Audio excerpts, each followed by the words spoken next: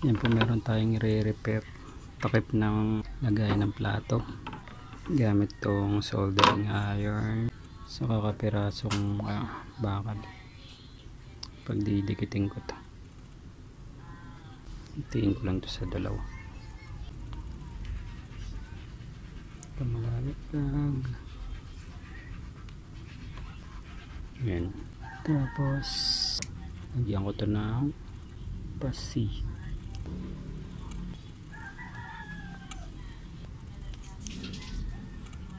Yan.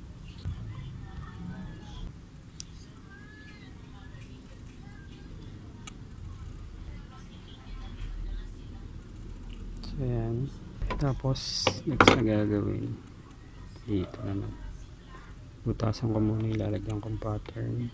Yan, ganyan ko siya ano. So lagyan ko ng pattern kasi ako babutasan. So dito ko bubutasan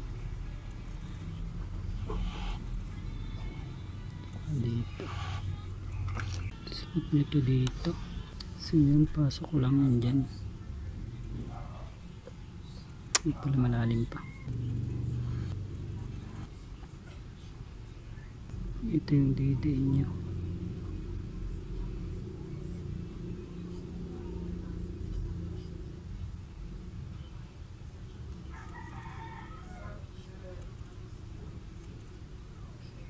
Ingat lang kayo, baka mapasok kayo.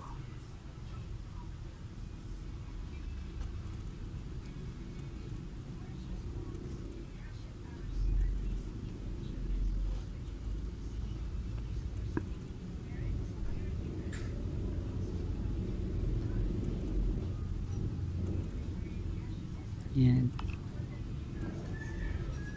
Nagaya ko lang din itong technique nito sa mga technician. Mas matibay kasi siya kaysa lagyan ng pandikit. Yan. Yan tsura nya.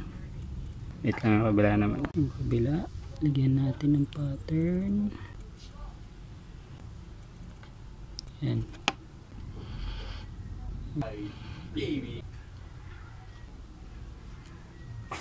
Tasan ko muna ng malalim. Yan. Huwag masyado palang madiin. Yan nyo lang matunaw ng matunaw ng init. Medyo nakalubog na yan. Nakalubog na siya. Tapos ano nyo na to, ang patagin nyo lang pagkakonti. Yan. Tapos yan.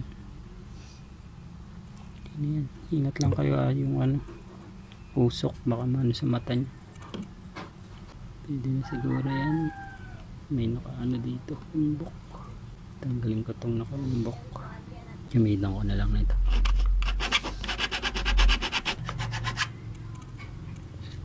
Okay na. So yan, mas matibay kasi ano, sa pandikit, hindi malata. Meron din no.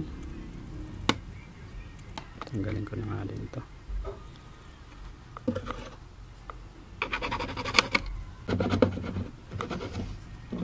Yan, para smooth. Baka may maano, may matisod dito lang. So yan, okay na to.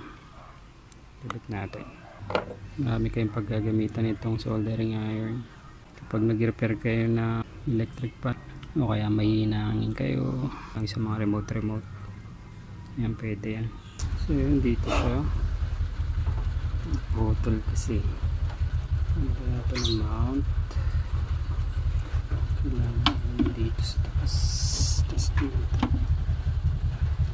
Ay nako, ayun. Tingnan natin tibay mo. Yan. Okay na. Okay na. Tingnan. Sayang kasi. Bis na itapon.